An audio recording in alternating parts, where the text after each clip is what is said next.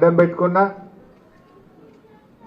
Whisky బాటిళ్లు ఏర్లై పారిచ్చినా, డబ్బు మూటలు పంపినా వాటన్నిటినీ కాదని అద్భుత విజయాన్ని సాధించిన మా గౌరవ సర్పంచులు, ఉప సర్పంచులు, వార్డు మెంబర్లందరికీ నా హృదయపూర్వక అభినందనలు. మీది మామూలు విజయం కాదు. జనరల్ గా ఎప్పుడైనా సర్పంచ్ ఎన్నికలు పెడితే రూలింగ్ పార్టీ గెలుస్తుంది. మనం బీఆర్ఎస్ గవర్నమెంట్ ఉన్నాం పోయినసారి, అప్పుడు ఎలక్షన్లు వచ్చినాయి. మనం 32కు 32 జిల్లా పరిషత్లు మనమే గెలిచినాం. అట్లనే మున్సిపాలిటీలు 149 మున్సిపాలిటీలకు ఎలక్షన్ జరిగితే 145 మనమే గెలిచినాం. చైర్మన్లు 96% గెలిచినాం. ఇక సర్పంచుల ఎన్నిక పెడితే రూపాయికి 90% మనమే గెలిచినాం. మరి ఇప్పుడేమైంది? రేవంత్ రెడ్డి ఇప్పుడు కారు గుర్తు లేకుండా సర్పంచ్ ఎలక్షన్ పెడదాం, నా ఖాతాలు వేసుకుందాం అనుకున్నాడు. కాలుకు బల్పం కట్టకుండా తిరిగిండు. సర్పంచ్ ఎలక్షన్కి ఎవడన్నా ముఖ్యమంత్రి తిరుగుతాడే? అసలు ఎప్పుడన్నా విన్నామా ముఖ్యమంత్రి సర్పంచ్ ఎలక్షన్లో తిరిగి ఓట్లు వేయమంటాడు ఎవడన్నా? కానీ రేవంత్ రెడ్డికి భయం పుచ్చుకొని తిరిగిండు. తిరిగి అధికార దుర్వినియోగానికి పాల్పడి ఇవాళ కలెక్టర్లు అడ్డం పెట్టుకొని గవర్నమెంట్ సొమ్ముతోని గవర్నమెంట్ బస్సులు పెట్టి పోలీసులను పెట్టుకొని అన్ని జిల్లాలు తిరిగొచ్చిండు. అది మొత్తం ఎన్నికల నిబంధనలు ఉల్లంఘించిండు. అన్ని జిల్లాలు తిరిగి ఇంకెంత గొప్పగా ఇగో నేను బతుకమ్మ చీరలు ఇచ్చినా, చీరలు కట్టుకొని వచ్చి మా కారు గుర్తు మా కాంగ్రెస్ పార్టీలను గెలిపింది అని చిల్లర మాటలు కూడా మాట్లాడిండు రేవంత్ రెడ్డి. మాట్లాడిండా లేదా? బతుకమ్మ చీరలు కట్టుకొని వచ్చి మా కాంగ్రెస్ పార్టీలను గెలిపింది అనే చిల్లర మాటలు కూడా మాట్లాడిండు. నీ ముఖానికి నువ్వు ఏమిచ్చినావు? ఇవి మా కేసీఆర్ ప్రతి పండుగకు చీరలు ఇచ్చిండు. బతుకమ్మ చీరలు అందరికి ఇచ్చిండు. 1,40,00,000 మందికి ఇచ్చిండు. రేవంత్ రెడ్డి ఏం చేసిండు? ఇప్పుడు కేవలం గ్రూపులలో ఉండే ఆడోళ్ళకు మాత్రమే ఇచ్చిండు, మిగతాలకు ఎగబెట్టిండు. తల్లికి ఎగబెట్టిండు, బిడ్డకి ఎగబెట్టిండు. తల్లి అత్తకి ఇయ్యలే, బిడ్డకి ఇయ్యలే. ఇంట్లో మాత్రం భార్యకు ఒక్కదానికే ఇచ్చిండు. ఇప్పుడు అత్త ఏమనాలి, బిడ్డ ఏమనాలి? కేసీఆర్ ఉండగా అత్తకి ఇచ్చిండు, బిడ్డకి ఇచ్చిండు, ఇంట్లో భార్యకి ఇచ్చిండు, అందరికి ఇచ్చిండు కేసీఆర్. కానీ రేవంత్ రెడ్డి 2 సార్లు ఇవ్వాల్సింది ఒక్కసారి ఇచ్చిండు. ఆ ఇచ్చిన ఒక్కసారి కూడా సగం మందికి ఇచ్చిండు, సగం మందికి ఎగ్గొట్టిండు. ఆయన ముచ్చటనే సగం, ఏది చూసినా సగం సగం ఆగమాగం. ఇప్పుడు రుణమాఫీ ఉన్నది అందరికైనా, అదే 40 పైసలు అయింది, 60 పైసలు ఎగ్గొట్టిండు. రుణమాఫీ చూస్తే సగం సగం, బతుకమ్మ చీరలు చూస్తే సగం సగం. బోనస్ పేరు రాసంగి సన్నవడ్లకు బోనస్ వచ్చిందా? ఎగ్గొట్టిండా? పేరు రాసంగి ఎగ్గొట్టిండు. ఇప్పుడు ఓట్లున్నాయని వానకాలంకి ఇచ్చిండు. బోనస్ చూస్తే సగం సగం. రైతు బంధు రేవంత్ రెడ్డి వచ్చినాక 4 రైతు బంధులు కావాలి, 2 ఇచ్చిండు, 2 ఎగ్గొట్టిండు. అవునా కాదా?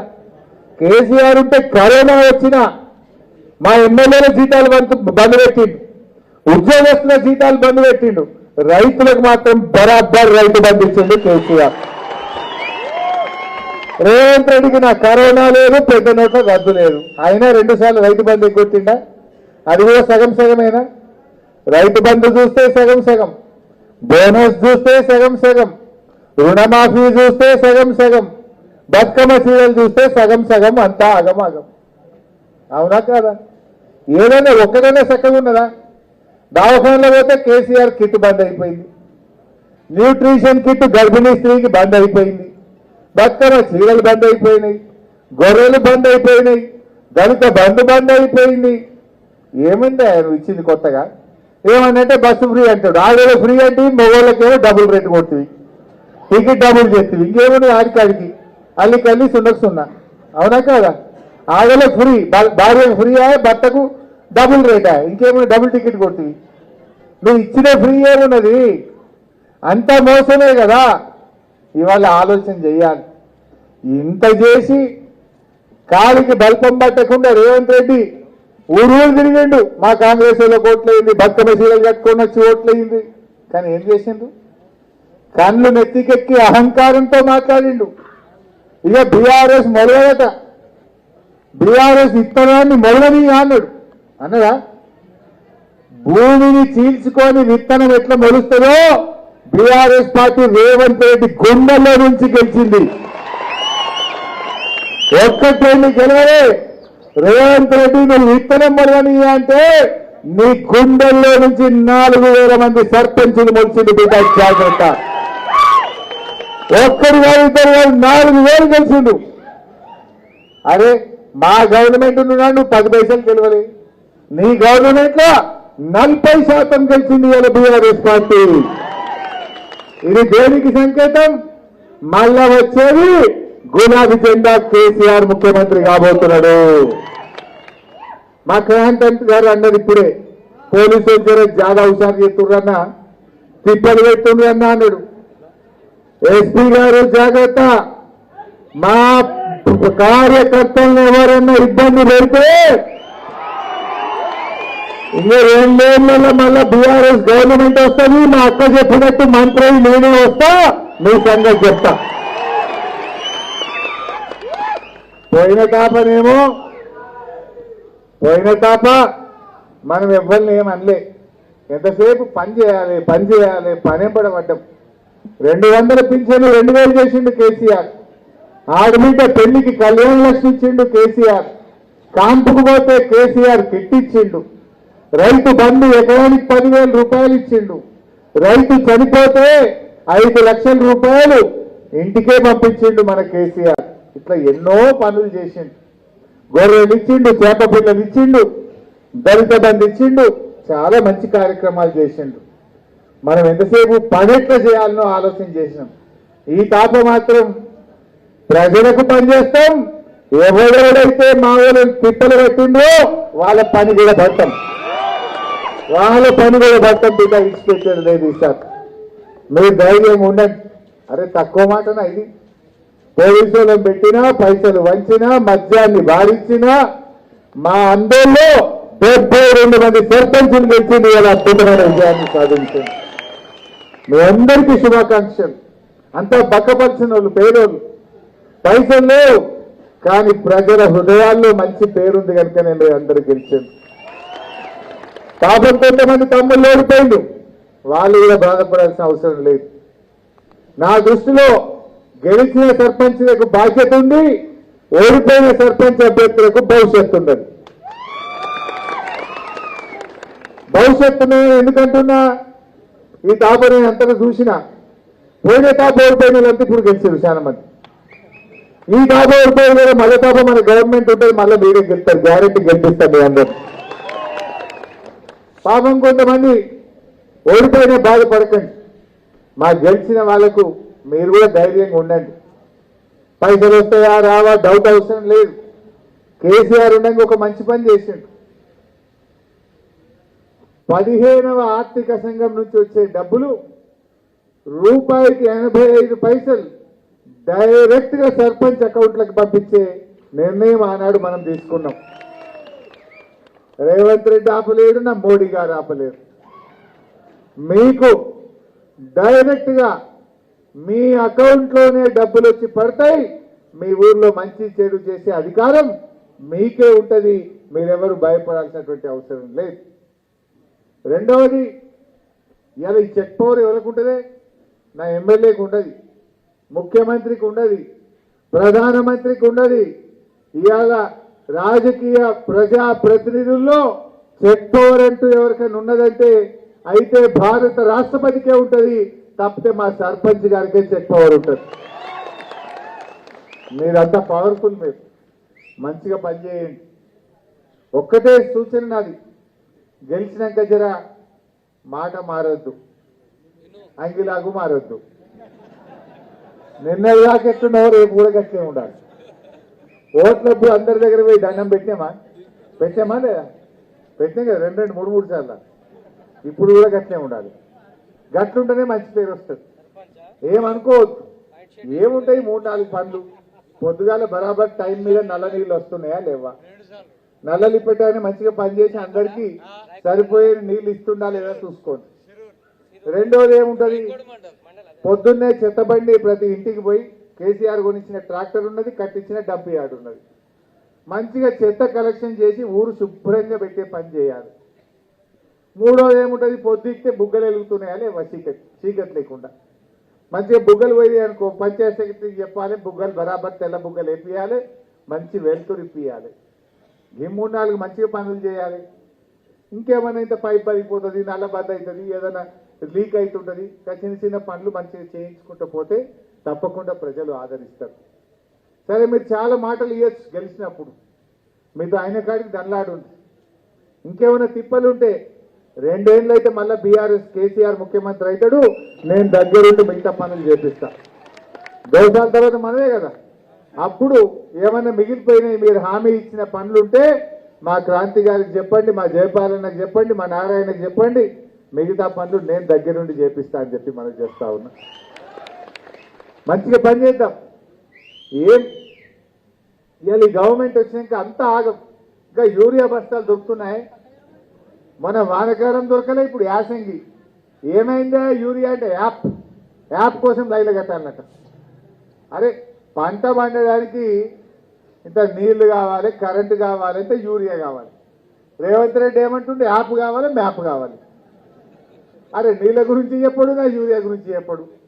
ఇప్పుడు మన సింగూరు కాలువలు ఉన్నాయి, మన గవర్నమెంట్ ఉండగా బరాబర్ 40,000 ఎకరాలకు సింగూరు కింద నీళ్లు బారించినమా లేదా?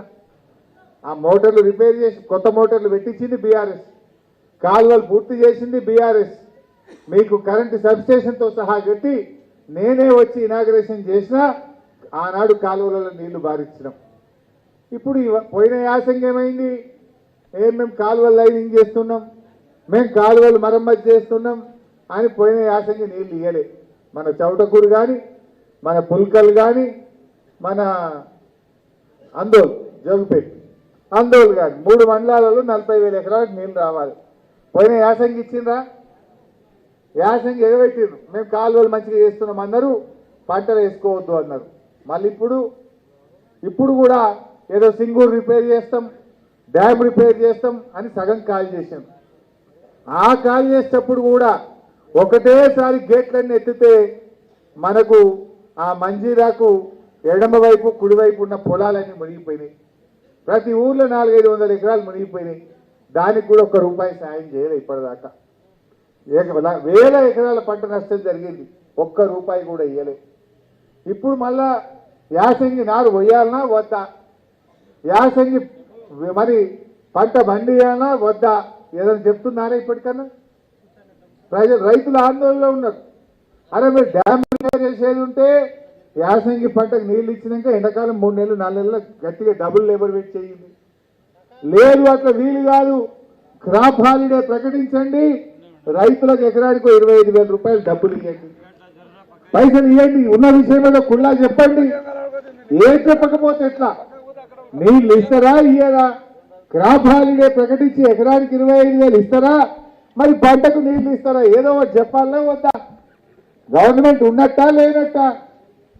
ఇలా 3 మండలాలు, ఇటు అందోలు కానీ, చౌటకూరు కానీ, పుల్కల్ కానీ 3 మండలాల రైతులకు ఏం అర్థం కాని పరిస్థితుల్లో పెట్టింది ప్రభుత్వం. అంత గందరగోళం. అరే, నిండా నీళ్లుంటే సగం డ్యామ్ ఖాళీ చేసిండ్రు, నీళ్ళన్నీ బయటకు వదిలిండ్రు, అట్ల పొలాలు మునిగి నష్టమైపోయాయి. యాసంగన్న పండిద్దామంటే నీళ్ళు ఇస్తారా ఇయ్యరా చెప్పరా? ఈ రకంగా గందరగోళం చేసిండ్రు. ఆనాడు కేసీఆర్ గారు సంగమేశ్వర బసవేశ్వర ప్రాజెక్టు రూపకల్పన చేసిండ్రు. నిజానికి సంగమేశ్వర బసవేశ్వరలో అందరికంటే ఎక్కువ లాభం అయ్యేది మన జోగిపేట అందోల్కే ఎక్కువ లాభం అవుతుంది. 150,000 ఎకరాలకు నీళ్ళు వస్తాయి. ఇటు సంగమేశ్వరంకేలు వస్తాయి, ఇటు బసవేశ్వరంకేలు వస్తాయి, 2 దాంట్లకెళ్ళి వస్తాయి మనకు నీళ్ళు. 150,000 ఎకరాలకు కాళేశ్వరం నీళ్లు తేవడానికి కేసీఆర్ రూపకల్పన చేసింది. పనులు ప్రారంభమైనవి మన మున్పల్లిలో. కానీ ఇప్పుడు కాంగ్రెస్ గవర్నమెంట్ వచ్చి 2 ఏళ్ళు కట్టడి మట్టి ఎత్తలేదు, దాన్ని ఆన్నే బండబెట్టిండ్రు. ఇవాళ నిజంగా కాళేశ్వరం నీళ్లు మన జోగిపేట, ఇప్పుడు గజ్వేల్ కానీ, మెదక్ కానీ, దుబ్బాక కానీ, సిద్దిపేట కానీ, అటు మానకొండూరు, హుస్నాబాద్ అవన్నీ కాళేశ్వరం నీళ్లతో పంటలు పండుతున్నాయి. మల్లన్న సాగర్ నిండా ఉన్నది, దాని కాలువల్ని సింగూరు తెచ్చి సింగూరుకెళ్ళి బసవేశ్వర సంగమేశ్వర పెట్టి ఈ జోగిపేటకు కూడా కాలమైనా కాకపోయినా బోర్లతోని కరెంటుతో పని లేకుండా 1,50,000 ఎకరాలకు నీళ్లు ఇవ్వడానికి ఆనాడు మనం పనులు ప్రారంభం చేసినాం. ఇవాళ వీళ్ళు వచ్చి 2 ఏళ్ళైంది మొత్తం బండ పెట్టింది. బసవేశ్వర బంద్ అయింది, సంగమేశ్వర బంద్ అయిపోయింది. మరి ఎవరు మాట్లాడతలేరు? ఈ జిల్లా ఎమ్మెల్యేలు మాట్లాడారు, ఈ జిల్లా ఎంపీలు మాట్లాడారు. ఎందుకు రేవంత్ రెడ్డిని అడుగుతలేరో నాకు అర్థమైతలేదు. సంగారెడ్డి జిల్లాను ఇలా రేవంత్ రెడ్డి చిన్న చూపు చూస్తున్నాడు. సంగారెడ్డి జిల్లాకు రేవంత్ రెడ్డి అన్యాయం చేస్తున్నాడు. ఈ సంగారెడ్డి జిల్లాలో ఒక్క పని కూడా అయితలేదు. మొన్న రేవంత్ రెడ్డి జహీరాబాద్కి వచ్చిండు, ఒక్క రూపాయన్ని ఇచ్చిండా? ఒక్క పని చేసిందా జహీరాబాద్కు రేవంత్ రెడ్డి వచ్చి? ఏమి కూడా జరుగుతున్న పరిస్థితి లేదు. ఉన్న పనులు అయిపోయినాయి. బసవేశ్వర ఆగింది, సంగమేశ్వర ఆగింది, సింగూరు నీళ్లు 45 ఎకరాలకు రావాలి మన అందరూ జోగిపేటల, అది బంద్ అయిపోయినటువంటి పరిస్థితి ఉన్నది. ఒక్క రోడ్ అన్న మంచిగా అయిందా? ఎక్కడ రోడ్లు అక్కడనే అయిపోయినాయి, అన్ని గుంతలు గుంతలు అయిపోయింది. సంగారెడ్డి కానీ, జైరాబాద్ కానీ, అందోలు కానీ, నారాయణఖేడ్ కానీ రోడ్లన్నీ గుంతలమయమైపోయినటువంటి పరిస్థితి ఉన్నది. అందుకే ప్రజలు ఇవాళ ఈ ప్రభుత్వం మీద చాలా కోపంగా ఉన్నారు. రేవంత్ రెడ్డి ఏమో ఫుట్బాల్ ఆడుకుంటున్నాడు, అంత బిజీ బిజీ. ఇంకేమంటుండు, నా మన్మంతో నేను ఫుట్బాల్ ఆడుకున్నా, తప్ప అంటాడు. ఆడుకో, నువ్వు నీ ఇంట్లో ఆడుకో. కానీ నువ్వు ప్రజల సొమ్ముతోని, సింగరేణి డబ్బులతోని, ప్రభుత్వ డబ్బులను 100 కోట్ల రూపాయలు నీ ఫుట్బాల్ చౌకుల కోసం ఖర్చు పెట్టే హక్కు నీకెక్కడిది అంటున్నా. మనం ఉన్నప్పుడు అదే సింగరేణి డబ్బులతోని స్కూళ్ళు కట్టించినాం, మెడికల్ కాలేజీలు కట్టించినాం, రోడ్లు వేసినాం మనం.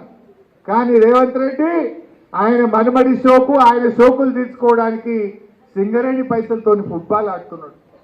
5 కోట్లతో స్టేడియం కట్టించిండు, 100 కోట్లతోని వాడినే ఉన్న మెస్సీని పట్టుకొచ్చి ఆ మెస్సీతోని ఈయన ఫోటో దిగే షోకుంటే 100 కోట్లు ఖర్చు పెట్టిండు. అందాల పోటీలకు 100 కోట్లు, ఫుట్బాల్ ఆడడానికి 100 కోట్లు, ఈయన ఆట నేర్చుకోవడానికి 5 కోట్లు.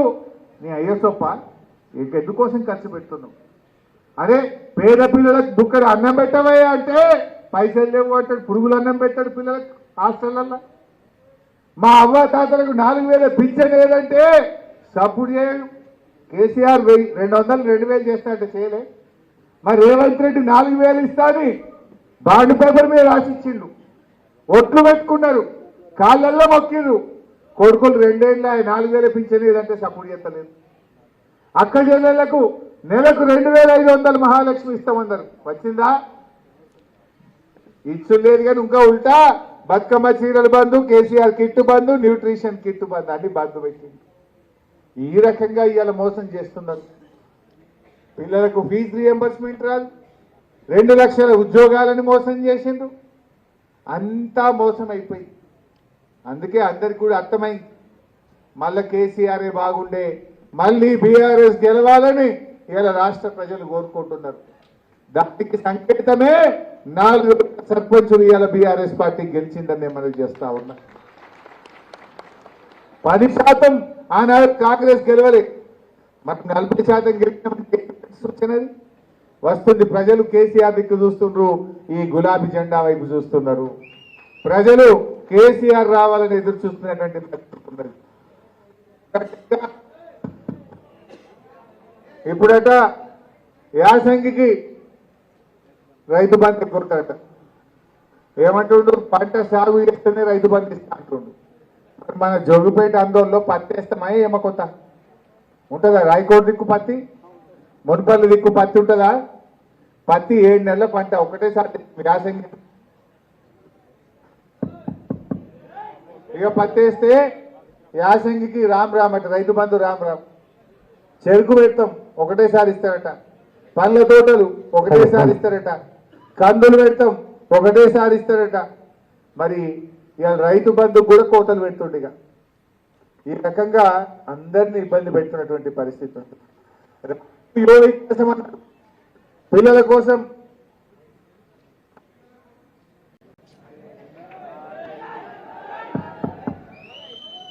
రాజీవ్ యువ వికాసం అన్నాడు.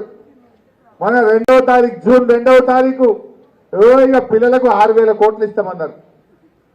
6 రూపాయలని ఇచ్చింది ఎవరికన్నా? రాజీవ్ యువ వికాసం అని పేపర్లలో యాడ్లు వేసుకున్నారు, టీవీలలో ఫోటోలు వేసుకున్నారు.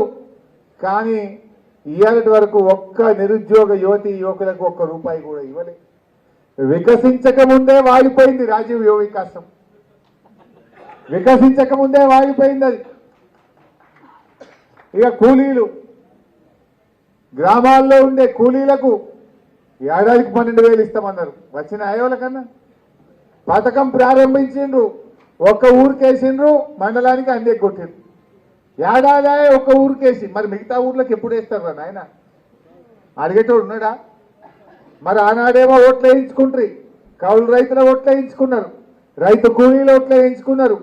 ఇప్పుడేమో ఓడదాటిదాకా ఓడమల్లప్ప, ఓడదాటినాక బోడమల్లప్ప గడ్డకెక్కిరు. రైతు కూలీలకు మోసం చేసిండ్రు. ఇవాళటి వరకు ఇందిరమ్మ ఆత్మీయ భరోసా పేరిట ప్రారంభించిన పథకం ఒక్క ఊరికే పరిమితమైంది. మిగతా ఊర్ల రైతు కూలీలకు ఎక్కడ కూడా డబ్బులు ఇచ్చిన పాపాన పోతలేరు. రాజీవ్ యువ వికాసం పేరిట యువతి యువకులకు మోసం, ఇందిరమ్మ ఆత్మీయ భరోసా పేరిట రైతు కూలీలకు మోసం, రైతులకు మోసం. యూరియా తిప్పలు పెడుతుండ్రు. అదేందో యాప్ చూసి చెప్పిర్రా మీకు ఎవరన్నా? ఆ యాప్ పనిచేస్తలేదు. ఇవాళకి పొద్దుగాల పోయి యాప్ను ఓపెన్ చేస్తే టెక్నికల్ ప్రాబ్లం అంటుంది అది. మరి యూరియా సంచుల కోసం యాడికి పోవాలి? నేను అడుగుతున్నా మీ అందరినీ, కేసీఆర్ ఉండగా లారీ మీ ఊళ్ళకి వచ్చిందా లేదా? చాలా గ్రామాలకు లారీ ఊళ్ళకే పంపినాం. మీకు ఆటో కిరాయి పడొద్దు, అమాలి కిరాయి పడొద్దు, రానుబోను ఖర్చులు ఉండొద్దు, ఆడ టిఫిన్ తినుడు ఛాయ్ తాగే ఖర్చు ఉండొద్దని ఊళ్ళకే లారీలు పంపినాం అన్నాడు. కానీ ఇవాళ ఏమైంది? కాంగ్రెస్ వచ్చినాక పోయి జోగుపేటలో పొద్దుగాల నిలబెట్టే పొద్దుకెట్టు దొరికితే ఒక్క సంచి, మళ్ళీ తెల్లారిపోతే మళ్ళీ ఒక్క సంచి. ఇట్లా ఇక వ్యవసాయానికి జోగుపేటకే అయిపోయింది మన పని. అయితే తేక్మాలో, లేకపోతే మునిపల్లో, లేకపోతే రాయకోడో, లేకపోతే జోగుపేటకో, ఇదే పని కదా. రేగోడుకో అంటే యూరియా బస్తాలు కూడా సరఫరా చేయగా చేతగా దద్దమ్మ ప్రభుత్వం కదా రేవంత్ రెడ్డి ప్రభుత్వం. కేసీఆర్ ఉండగా ఎప్పుడైనా ఉన్నదా అట్లా? కరెంటు మున్పటి లెక్క వస్తున్నా? అదే పొద్దుకి ఎప్పుడు పోతుంది, ఎప్పుడు వస్తుంది ఒకసారి చెప్పుంది. సాయంత్రం 5:30కు 6 గంటలకు పోతే మళ్ళీ మబ్బులు ఎప్పుడో వస్తూ ఉన్నది. 20 సార్లు పోతుంది రోజుకు. మంత్రి గారు ఉన్నారు కదా మీకు స్పెషల్.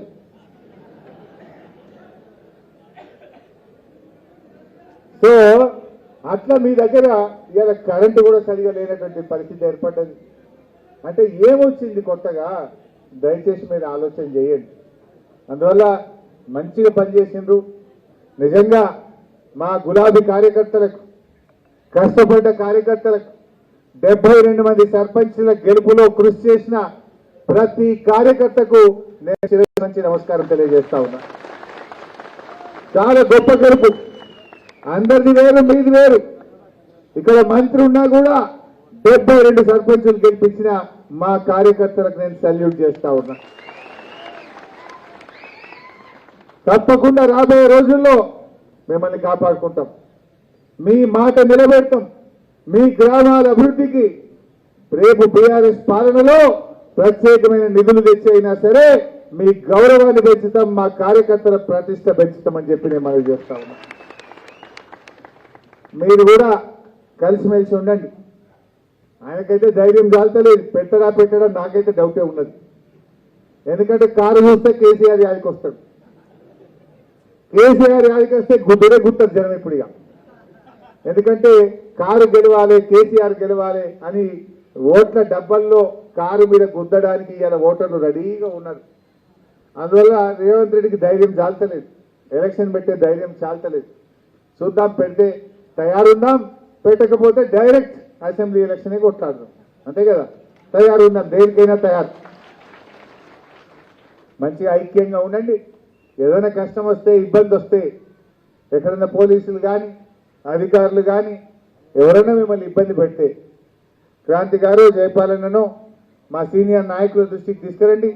అంతా ఇబ్బంది అయితే ఇప్పుడు మనం బ్రహ్మాండమైన హైవే వేసినాం. ఇప్పుడు గంట సేపట్లో నా ఇంటికాడ ఉంటారు మీరు, ఒకటే గంట లేదా గంట సేపట్లో నేను మీ దగ్గర ఉంటా.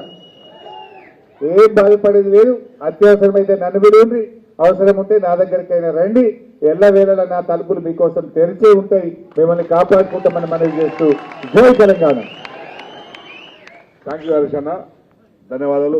మనందరికీ కూడా ధైర్యం ఇచ్చినందుకు.